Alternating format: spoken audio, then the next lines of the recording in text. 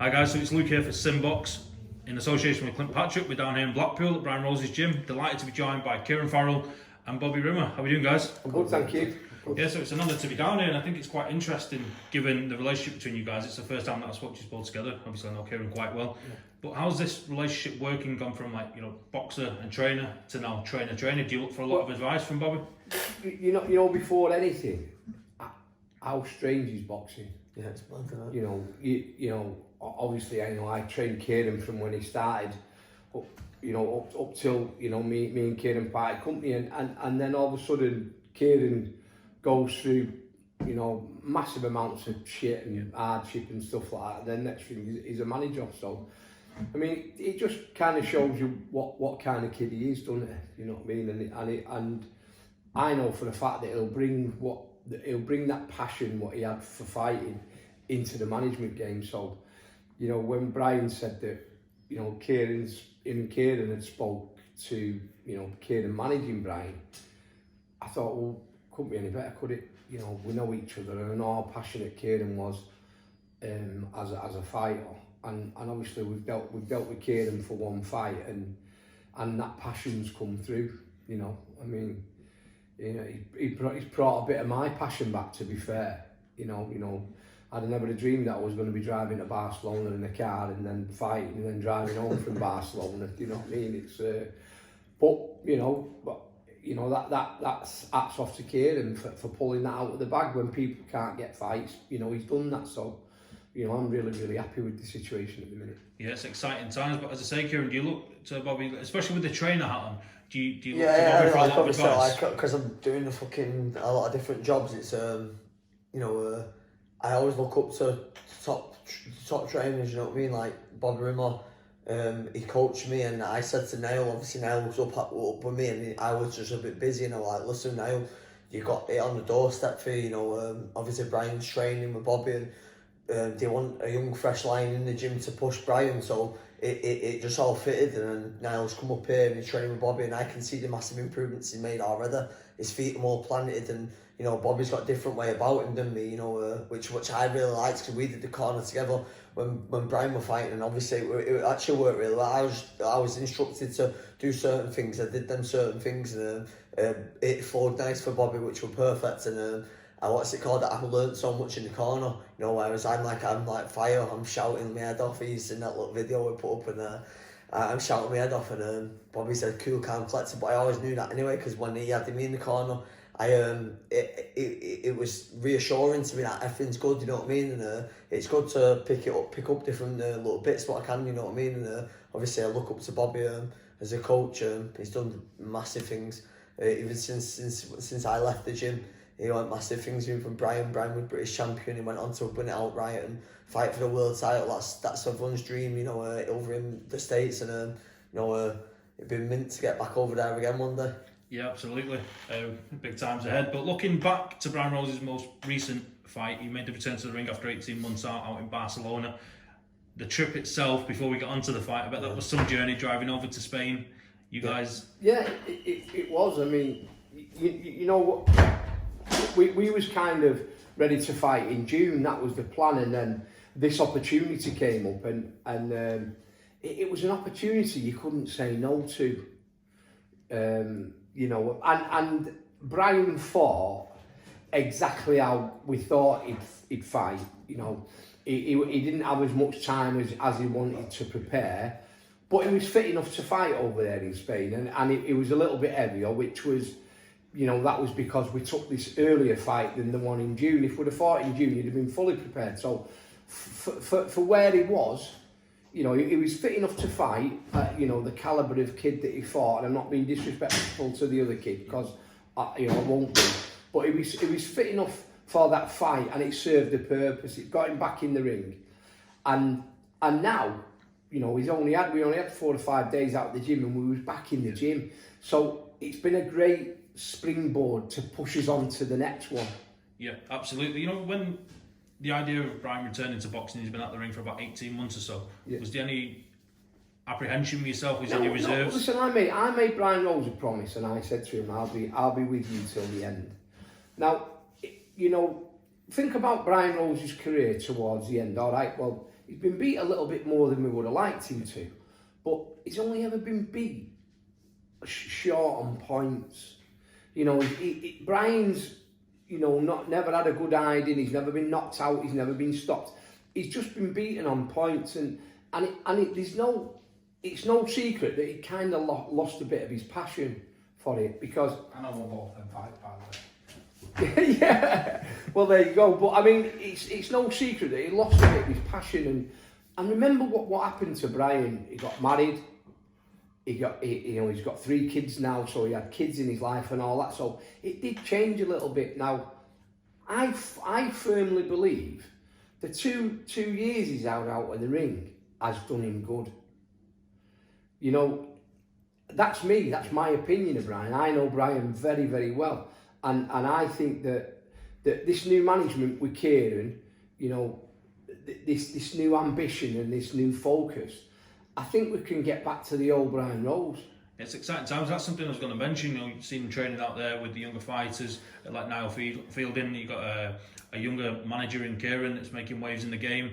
It's all, you know, fresh and new, and it's keeping Brian on his toes. It's exciting times. You know, I've got all these young fuckers wrapped around me. Do you know what I mean? So it's kind of, you know, when you know, it's kind of made me feel like, yeah, you know, let's go again. Let's go again. You know what I mean? And like I say, you know, Brian's only been nattily beaten on points, and in that it was because he'd lost a bit of his passion.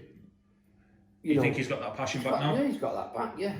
You know, I always think for a fighter, you know, I got told off someone who I respect once that, you know, the hardest thing for a fighter to do is to make the weight, and when they start struggling making that weight, that's when it's starting to leave him a little bit, and that's been the problem over the last few fights. Brian was a little bit heavy and leading up to the fight, and we've had to get a bit of weight off one way or another. So, but this time, you know, we should be okay. Absolutely. At this stage of Brian's career and achieving what he's achieved already, he's fought for world titles, he's won a British title outright. There's not many fighters that do that.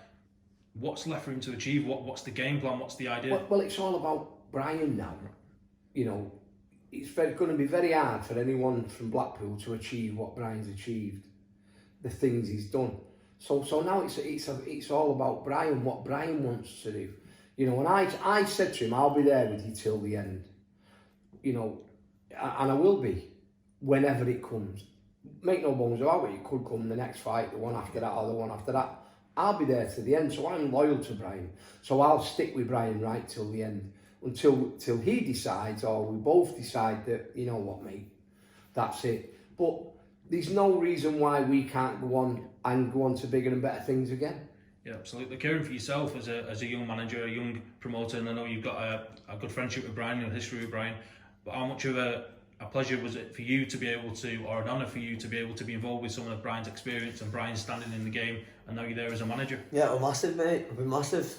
Big start to 2021 for me, you know what I mean? And like I say, Brian's not finished yet. He's enjoying it, and that's what it's about. Boxing about, life's about enjoying your life, you know what I mean? And as long as he keeps getting up for these fights and he's training hard and that, and like Bobby's like, I'm up here today to make sure everything's right for him, and that's what we're going to be doing weekly for the next 8 weeks or so until we get that next fight announced. But you know, look, he's enjoying it, and that's what the main thing is for him, you know what I mean? And go back to the question there, it's look, I'm buzzing that I'm involved with it, you know what I mean? Like it's and much it's new lease of life for Bobby and Brian. I enjoy the journey as well. I'm enjoying all the messages I'm getting for fights and stuff like that, and dealing with these other people, you know, a bit higher up for bigger fights, and dealing with purses and all sorts, and travelling and all that, you know what I mean? I think it's good, so I think that's what it's all about, boxing, you know what I mean? Brian's got to this pinnacle there where they are only big fights getting brought to me now, you know what I mean? He's got that win, and that's all Spain was about. Go over there, look, to be fair, Brian could have got an easier opponent. I could have got an easier opponent for him. The guy was a former Spanish champion. That was that kid's world title fight, and he didn't get like 2 weeks notice. He had 8 weeks notice, and then we put the weight up a little bit, thinking that it might drop out. We're like, nah, I'm having this fight. He come to win that kid, and Brian, in my opinion, Brian won the fight 5 rounds to 1. You know what I mean?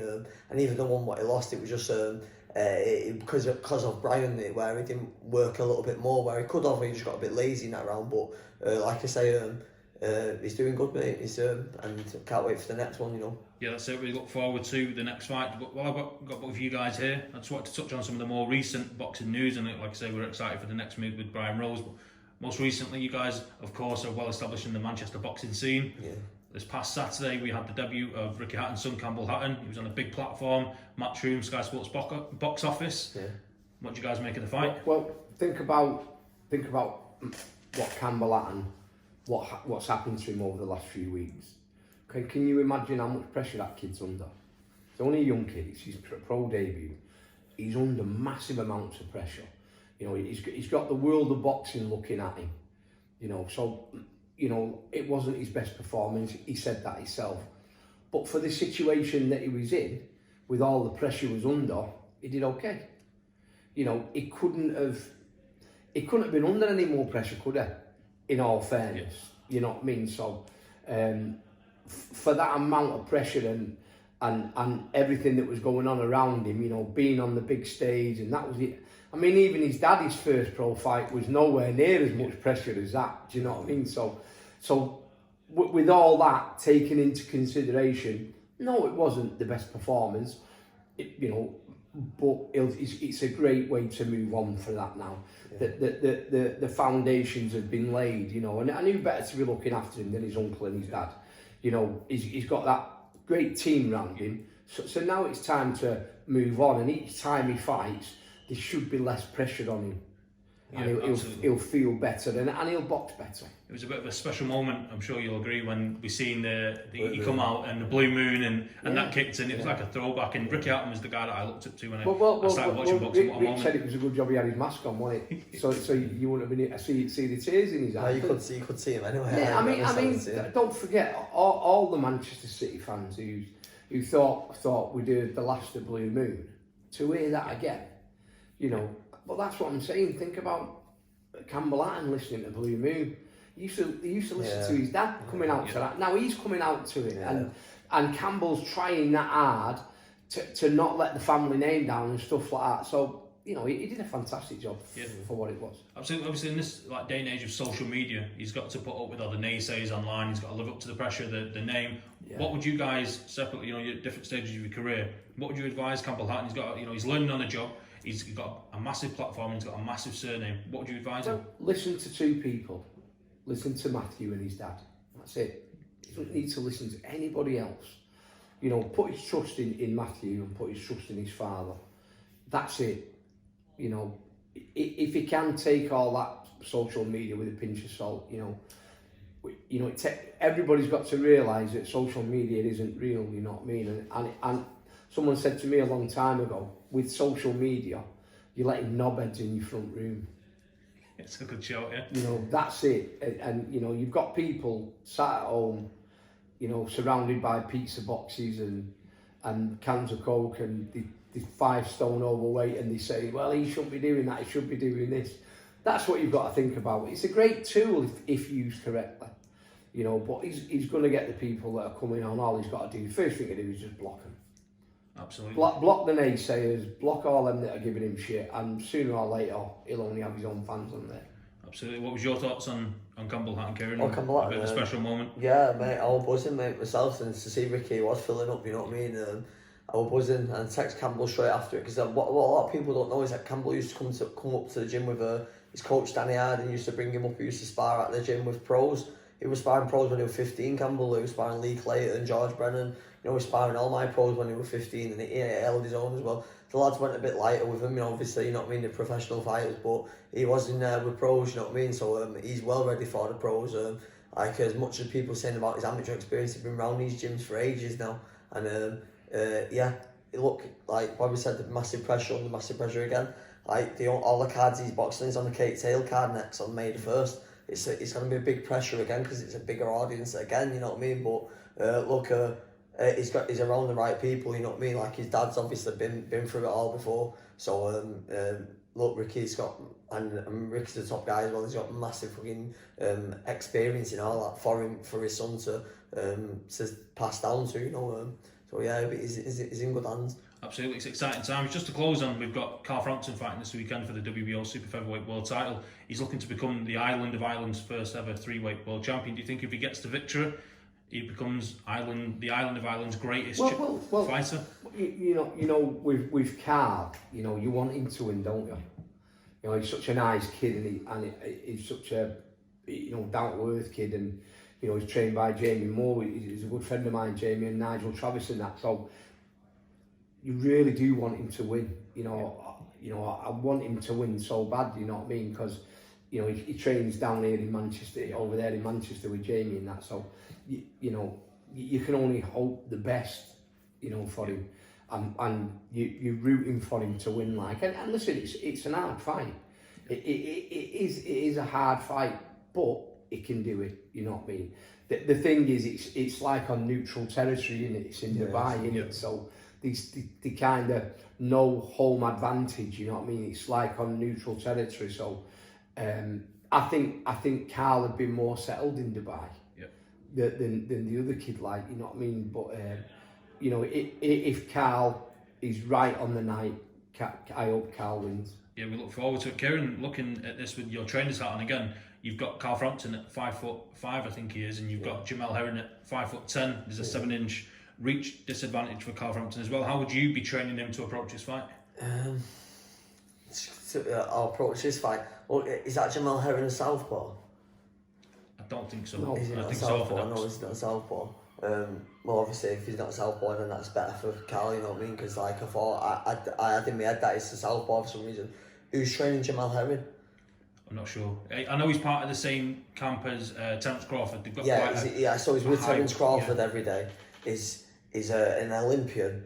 He's unbeaten. You know, it's just an hard task for Carl, you know what I mean? But hopefully he can do it, you know what I mean?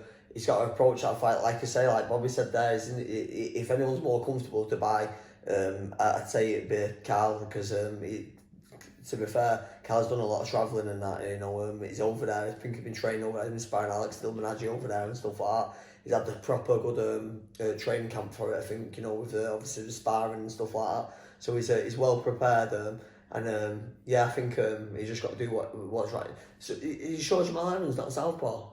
I'm unsure. Alex Dilmanaggi southpaw. I'm sure he's southpaw, you know. Yeah, I think that makes it that little bit harder, but he has had the right sparring. He's been sparring Dilmanaggi and stuff like that. Alex Dilmanaggi's a top kid we've had now, fielding up sparring with him and stuff like that. You know what I mean? So he's well prepared. And I think when you fight in a taller person, you've not got to stand in range.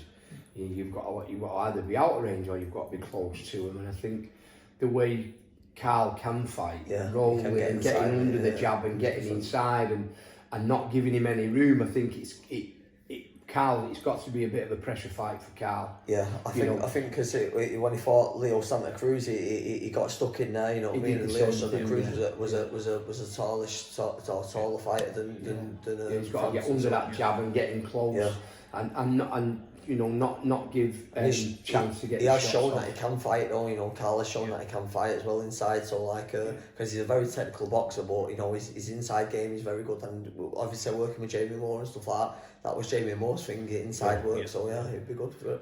So in a word between you guys, if he gets the victory, 3-weight world champion, does he go down as the greatest Irish fighter of all time? I think he goes down as it on paper, but like no one will level up past Barry Wigan because of what he done at the time he did it. You know what I mean? So yeah, I mean, you know, you find it's different eras, isn't it? You know, you always, you know, it's like you kind of find that it's a different era, and boxing's moved on so much from Barry McGuigan. So, you know, Barry was great in his era, but Carl could be funny. The modern day era, couldn't he? April Fool's Day yesterday, was it? Was it yesterday?